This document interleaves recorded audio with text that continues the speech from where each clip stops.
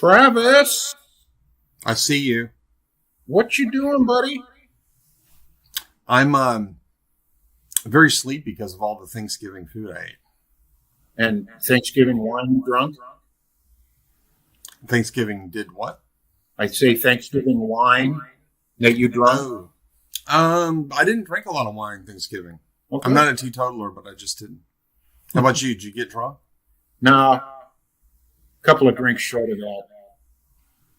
No, I'm up in Crescent City with some of my wife's relations, and we're having a good time, and it's beautiful and cold and nice to be up here. Weather's been inconsistent here in Southwest Georgia. Yeah? It's been a little nipply, but I did go see Napoleon. Napoleon? Yeah. What's that? That is a movie starring Joaquin Phoenix. Oh, I did not know of it. How An was it? epic tale as portrayed by Ridley Scott, directed by Oh, Ridley I Scott. like him. I like him. So, yeah, I saw that. How was it? I have mixed feelings. I think it's worth seeing. Uh-huh. But, I mean, if you haven't seen it, I've, studying Napoleon's life, I got frustrated at points. His betrayal is not false, but he tried to do too much in one movie. And Yeah. Ridley Scott tends to do that. The battle scenes, though, were impeccably choreographed and filmed. I mean, it was incredible what he did with that. But I wanted Napoleon the Conqueror / ruler, and I got sort of a quasi love story. Oh. But I'm not saying that to ruin the movie. I think that if you're interested in history, you need to see it. And if you have any interest in any of it, you need to see it. But it's so. Anyways, I have mixed feelings. All of Ridley Scott's movies are worth watching just for the visual. If you turn the sound off, they're Sure. amazing. Blade Runner is one of my all-time favorite films. Well, welcome everybody. This is Travis DeMoss with Notes On, where we try to do Christ on purpose. We are a couple of lines down on a list of where we're trying to analyze from a Protestant point of view the Marian doctrines of the Catholic Church, sort of in preparation for these series we're going to do with different Christian denominations, interviewing people, trying to find the truth. And here's the list, Travis. We talked about affirming the Bible narratives and the virgin birth regarding Mary. We pretty much agree whatever the Bible says is true with our Catholic brothers. You and I both agreed that calling her Mother of God is an appropriate title.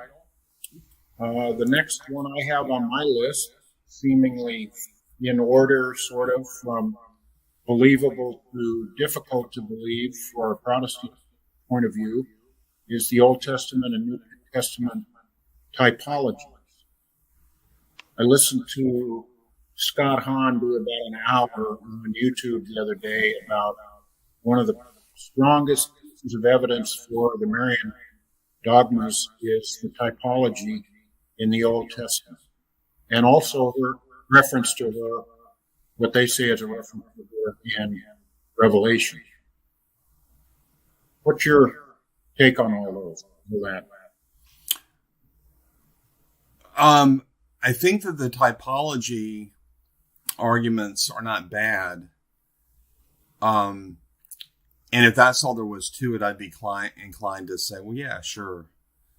But they want to derive a whole lot more from the typology than they want. So for those that don't know, the most popular typological argument concerning Mary would be the parallels between Mary's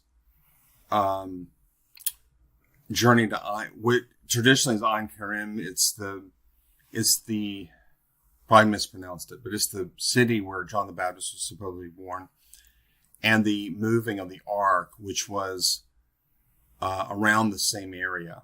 And so the Ark of the Covenant was moved, and as it was moved, David danced in front of it. The Ark of the Covenant is not to be touched. We have examples of someone inappropriately touching the Ark and dying. And so you have all these parallels, and that would indicate that Mary is the Ark of the New Covenant, just as we have an Ark of the Old Covenant. Mary, the Ark of the Old Covenant is metallic and wooden and lifeless. It's the law, and it points to Christ, but it is not Christ. It only makes sense that the Ark of the New Covenant would be a living person, who is Mary, who bears the New Covenant within her. And just as David danced in front of the Ark, John the Baptist leaps in front of Mary when Mary comes into his presence. And so you have all these parallels. And so the idea is, just as the Ark is not to be touched, you are not to touch Mary. Well, this is not a refutation of the perpetual virginity of Mary, but he kind of point out that that's a lot to derive from a typology. In any case, that argument could work both ways. The Ark was touched. It just wasn't touched appropriately. Correct.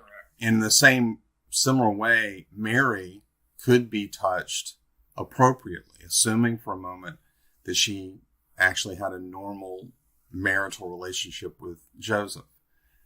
And so you're not settling the issue of the perpetual virginity of Mary through such typology. And this goes to show that while I'm not against allegorical argument. Paul engages in this in Galatians. I'm not against typological arguments that secure certain theological conclusions. Okay, fine. But the idea that we're going to secure a dogma such that you are anathema if you don't accept it, I find disturbing. And so, yeah, it's an interesting analogy, and I think it's actually true. I think that Mary, in a lot of ways, is the Ark of the New Covenant. So I don't have any problem with that. But where are we going with this? What we're trying to do is secure the kind of Mariology that the Catholics want us to. Right. And I don't think that this doesn't. Do you think that if we grant them all the typology that they claim, does it make anything further down the list more likely? No. Why? I don't. Well, the typological argument is to show that Mary is the Ark, and maybe that she's perpetually a virgin. Okay, fine, but we're far. There's nothing about the. The Ark does go missing, and we haven't seen it since minimally the Babylonian captivity and maximally the reign of Rehoboam. There are legends that say that the Ark was taken during his reign. So, okay, fine. We haven't seen Mary since the 1st century. So I guess they want to say it was assumed into heaven. That's a stretch. So I don't think that the typological argument really does a whole lot, except I think maybe psychologically, because a lot of Protestants haven't heard this. And it is true that these kinds of insights enrich your understanding of the Bible. And when you hear a Catholic priest or monk or theologian recounting this for you, people do kind of stand in awe, and they're like, why wasn't I ever told this? You Protestants must be shallow. And then we're often running into a kind of ethos that's created around some of these dogmas. And it's very easy at that point to just sort of wade into the system. And I want to establish true dogmas on the plain reading of the text. And then I want to apply it typologically, apply it allegorically, and so on. So, do you think that it is Mary that is referred to in Revelation? I think it's 21. I thought it was Revelation 12 where we have 12, the dragon. okay. Yeah. That's not a stretch. Because we do have the woman wailing and giving birth to a child. That is either Israel as the nation, which flees from the Antichrist during the tribulation period. This is an interpretation by some. Or it could be an actual reference to Mary. And a lot of people do want to say, well, the symbolism surrounding her in the text would suggest a very high Mariology. Again, I don't think it's a stretch as much as the other typological argument, because it is explicitly given in the Bible. And she is a strong candidate for the woman in travail in the early verses of the chapter. Let me read them. I just looked it up. It's verses 1 and 2, 12th chapter of Revelation. It says, "And a great sign appeared in heaven, a woman clothed with the sun, with the moon under her feet, and on her head a crown of 12 stars. She was pregnant and was crying out in birth pains and the agony of giving birth." Yeah, and if you read on, the dragon who swipes the third of the stars out of the sky comes and confronts the woman in travail to kill the child once he is born. Now, I see this as an allusion to the actual birth of Christ. And as everybody knows, Satan did try to kill Jesus at his first advent at his birth. And so Herod engages in a satanically inspired plot to kill Jesus. Now, that means that Mary's involved in the text somehow, and the question is exactly how. Yeah, let me read through verse 6. Sure. "And another sign appeared in heaven. Behold, a great red dragon with 7 heads and 10 horns, and on his head 7 diadems. His tail swept down a third of the stars of heaven and cast them to the earth. And the dragon stood before the woman who was about to give birth, so that when she bore her child, he might devour it. She gave birth to a male child, one who is to rule all the nations with a rod of iron. But her child was caught up to God and to his throne, and the woman fled into the wilderness, where she has a place prepared by God, in which she is to be nourished for 1,260 days." Right.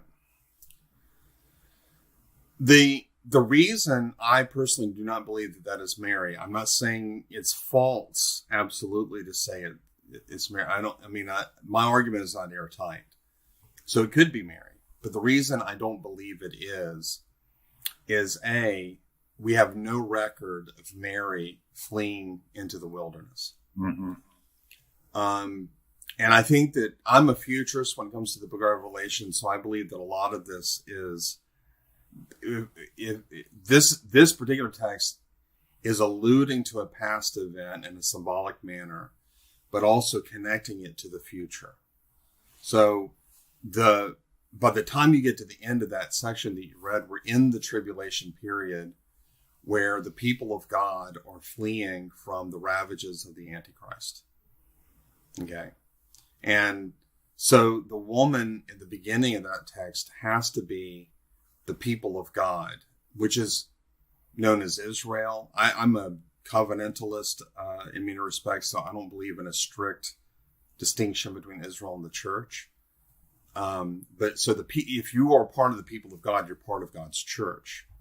And so that's Israel, that's the church, that's the people of God, those who are called out of darkness into light. And so that woman that we see in the beginning is the church, the church in her glory, if you will. The church as predicted in Old Testament prophecy. And you can think of Joseph, for example, who sees the stars and the moon and so on bowing to him. It's a kind of arrogant dream, but it's fulfilled in his life. But this imagery has already been given in Old Testament scripture as a reference to Israel, which again would be the people of God. And so it's setting up the conflict between the people of God, which Genesis 3:15 calls the seed of the woman, and the seed of Satan. Okay, and they're at loggerheads with one another. So it sets it up. On the one hand, you have the people of God. On the other hand, you have the great dragon, who is Satan, who swept the stars out of the sky. There are debates, of course, on what that means, but I'm a traditionalist in that sense, and I think that that's an allusion to the fact that he swept the angels in heaven. A third of the angels in the heavenlies followed him in his rebellion. Okay? And then it does a flash point to the birth of Jesus. The woman in travail is generally Israel. The seed of the woman gives birth to the child. In particular, it is Mary, who's part of the people of God. The child is born, and then Satan tries to kill him. But at the end of the day, the child ascends into heaven. Okay? And then the woman flees in the tribulation period, is under persecution for 1,260 days, or however many days it is. That's basically half the tribulation period. The 7-year period, that's, I think, 3.5 years, if I recall. Yeah, 365 days. It'd be a little less than 4 years. Yeah. So that's how I'm reading that text. Now, my reading may be false. I mean, I grant that. The Book of Revelation is not an easy text to interpret, but it's not obviously false. Now, who's going to settle the Roman Catholic Church is going to say, okay, you have your interpretation, I have mine. Who's going to settle the dispute? And they will appeal to an unbroken chain of tradition. They will appeal to the magisterium. I don't think the magisterium has ever declared the infallible interpretation of the text. But your only option is to just argue with me until you try to convince me, which may never happen. Or to just say, well, we're the infallible magisterium, so there. But saying it so don't make it so, as they say. So how do you settle this? Anathematize those who disagree? Because we don't see Mary as the Queen of Heaven, which is really, their attempt to secure that interpretation for Mary is an attempt to see her as the Queen of Heaven. And so if she is the woman in the first 2 verses of that passage, then that makes their belief that she's the Queen of Heaven plausible. At what point in church history, Travis, do you know, did these typological arguments for Mary and the Revelation 12 arguments for Mary come into the mainstream of Catholic belief? The Ark of the Covenant one, I'm not sure when that developed. And I'm 0 for 2 because I'm not sure when the Revelation 12 one developed either. The earliest, I should have looked this up, but the earliest extant commentary on the Book of Revelation is Victorinus, and that is 3rd or 4th century. So it would be interesting to see what he said about it, and I'll look it up. But I can't answer both of your questions with any certainty. I can tell you that the Assumption of Mary, that the first hint that we have of that is 6th century AD. Okay. So we're talking 500-600 years after Jesus and presumably Mary died in the 1st century.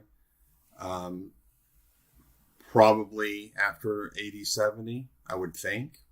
But again, I don't know.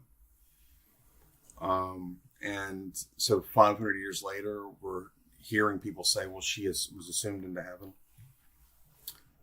That's our earliest tradition, known tradition of that. So you have to presume that the tradition that we see in the 6th century AD goes all the way back to the 1st century. And we don't have a chain of historical evidence, as far as I can tell, to get us there. And the source that I got this from, when I'm telling you the 6th century AD date, is Ludwig Ott's Fundamentals of Catholic Dogma. In his section on Mariology, he says this, so this is a Catholic source that I'm referencing if I'm recalling all this fairly. I will say this, that Hector Avalos, my friend, the atheist scholar who died a few years ago, in Debunking Christianity, that website, wrote 3 articles against me. This is actually how we became friends. And I had defended William Lane Craig's argument for the resurrection, and he tried to bring a parallel argument for the Assumption of Mary, or the apparitions of Mary in Medjugorje, as a case study to show, if I believe that the resurrection of Jesus happened, I therefore must believe that the apparitions of Mary are veridical at Medjugorje. And so what I did is I showed how there are no parallels between the resurrection and the apparitions. Now, one of the things that I did say to Hector that he never answered is, last I checked, Roman Catholics believe in the resurrection. So it was interesting that the best example he could give besides the resurrection of a legitimate miracle that's ever happened are these apparitions in Medjugorje, which means that worst case scenario for me is that if that really is a parallel, then I, on pain of irrationality, must accept those apparitions and therefore convert to Catholicism. And how did you respond? Well, that's what I said to him. I said, your worst case scenario for me is not that bad. I mean, unless I'm just dead set on converting. I'm not dead set on not converting to Catholicism. I just don't think that there's really good evidence for it. But I'll convert if you show me that it's true. And so that was my first foot forward, is to say, if I conceded everything you said, then I must accept the apparitions in Medjugorje, which means that I got to become a Catholic, I guess. But how does that refute the evidence for the resurrection? Right. That's a weak argument. Yeah. And then I went on to say, but here's why I'm not going to convert to Catholicism anytime soon. And one of the things that I pointed out was that our earliest understanding of the apparitions are dependent upon the assumption of Mary into heaven. If she was not assumed into heaven, we have no reason to think that she'd be appearing to people. That to me, that follows. And so what you have to do is you have to demonstrate that there really is a parallel between the facts supporting the resurrection for Jesus and the facts supporting the apparitions of Mary and Medjugorje. And the facts, like there are known facts about Jesus, like there was an empty tomb, that Jesus did appear to his earliest followers, that his earliest followers did sincerely come to believe that he had experienced the resurrection from the dead. And we have multiple lines of evidence for those 3 facts. Now, do we have a parallel for Mary? No. Because the Assumption tradition, we have no reason to think that it's a first century tradition. It comes multiple centuries later. And until you bridge that gap, it's a non-starter as a conversation. And the bodily assumption, which is the last one on our list, because it's probably the hardest for a Protestant to accept, is there is no eyewitness evidence at all for that. Is that correct? That is correct. It's just assumed by the church based on other things that they believe. Right. And this is by the Roman Catholic Church's own admission. It's not like I'm just saying this. They have to admit this. Here's what Hector Avalos would say about the first century nature of the New Testament. He would say we have no reason to think it's first century. Why? Because he called himself in my presence. He goes, I'm a strict empiricist. And so the manuscript tradition that we have of the New Testament, the first full manuscripts that we have come to us around the year 200. Okay, so that's about 170 years after Jesus dies, and about 150 years after the first epistles are written. Okay, ballparking these dates. Okay, and so he says, I have to assume that it's a 2nd or 3rd century document unless you find a manuscript that comes out of the 1st century with this material. And so basically what that means is that Hector wasn't going to go by internal evidence. So textual critics use 2 standards of evidence to date a document: the internal evidence and the external evidence. To give you a very quick example, the Gospel of Barnabas is touted by Muslims as one of their great evidences that Jesus was never crucified. Okay. But most scholars see the Gospel of Barnabas as a medieval document. Why? Is it because we don't have any manuscripts that go back to the written? No, it has nothing to do with that. It's the internal evidence.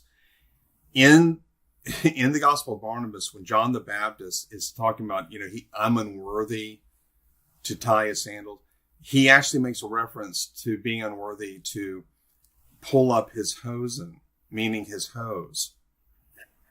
Okay. Now that's first century Jews did not walk around with hose, as in stockings. Yeah. They didn't do that. And so the very fact that he's making reference to that is an indication that we're not dealing with a first century document. Okay. It doesn't matter that no one would say it's not a first century document because we don't have manuscripts that go all the way back to the first century. People recognize that the manuscripts that we have are part of a chain of custody that goes back. Okay. And the more manuscripts you have, the better and all of that. But you use internal evidence to date a document. It's not just the external evidence. Now, scholars have always used external and internal evidence for the New Testament. And so we have a document that at least claims to be first century, and most scholars will call it first century. And even Hector would have to admit that that's true. He would have to admit that most scholars disagree with him and all that stuff.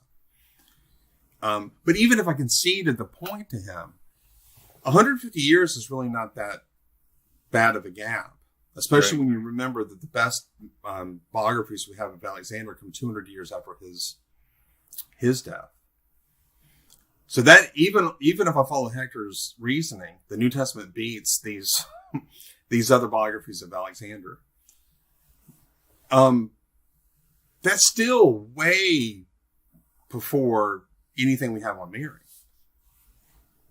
So the parallels just aren't there. You can't make those parallels. Yeah. So we've got 3 minutes left, Travis, and it seems to me that the Revelation 12 piece bears on the Catholic claim that Mary is the Queen of Heaven. Is that the only reference they have for calling her that? What does that mean to a Catholic? If you read ancient history or even some modern texts going back to the Enlightenment, 16th century and so on, the Queen Mother, and the closest we have to this is Elizabeth II's mother, who died, I believe, around the year 2000. And so this queen, she was the Queen Mother. And she had a very important role within the family. She was a matriarch. She was highly respected, but not quite the exalted role that Queen Mothers would have back in the day. The Queen Mother was a very exalted position. She had the ear of her son, the king. And so the idea that Mary is the Queen of Heaven and the Queen Mother of God, the one who has Jesus' ear, is a very important concept. And it creates the context for why we consult Mary. We pray the rosary and we ask her to have mercy on us, those of us in need, because we know that she has the ear of Jesus. Okay. And so that would be the rationale behind that. Yeah, because I know, just as background, that the queen in the Old Testament times was the mother of the king, not the wife of the king. And that's correct. And so the fact that they call Mary the Queen of Heaven, being Jesus' mother, fits with that Old Testament way that they thought of that.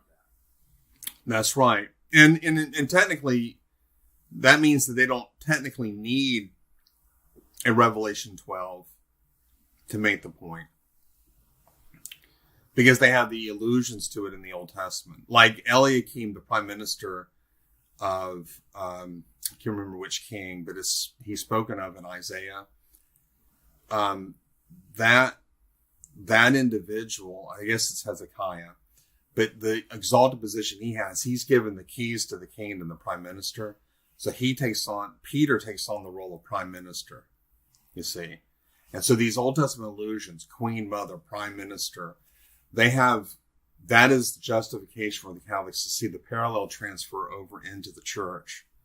So that now we have a prime minister, namely the Vicar of Christ Peter. We have the exalted Queen Mother, Mary. So the question you have to ask is, does all that work? I mean, do we have justification for making those kinds of transferences to such an extent that we now pray to Mary and embrace the idea of a perpetual office going all the way back to Peter? Yeah, and one other piece, and we're out of time, but one thing that when I was listening to Scott Hahn talk about this and reading on it, it made me think, yeah, I actually like that. That makes sense. It's the idea that God the Father is Jesus' Father, but there's no mother in the Trinity. Right. He created human families with a father, mother, and children. So where is the mother? Mary is the mother of heaven. That sort of fills that gap. And it doesn't make it true, but it makes sense. Yeah, I mean, I would be a fool if I said that there's absolutely no rationale to this. Right. Yeah. I mean, that's crazy. That would be crazy for me to say. But the question is always, how legitimate is this? Because a lot of people have said that the part of the ministerial role of the Holy Spirit has a kind of feminine function. So that, for example, he broods over the waters of creation, and he's the one that conceives Jesus in the womb of Mary. So why is the Holy Spirit not, quote unquote, functioning analogically as a mother? Mm-hmm.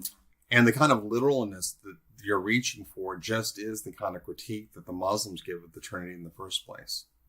God forbid that God have sex with someone to have a child. So as we know that Jesus comes about through no sexual intercourse, we have to see him as a totally different special case for any of this. And remember, he says to John, "Behold your mother," which may be an indication that his human relationships are going to take on a whole different context when he ascends into heaven. So that Mary no longer functions as his mother. Yeah. So. We're out of time. Yeah, we are. It was fun, though. It was just getting fun. Next week, we're going to talk about Marian veneration and the rosary. That'll be fun. It will. I have a rosary with me, or it's in here somewhere. Yeah, I have one too. Yeah. Good. I never use it, but I got it. I'll see you next week. Bye.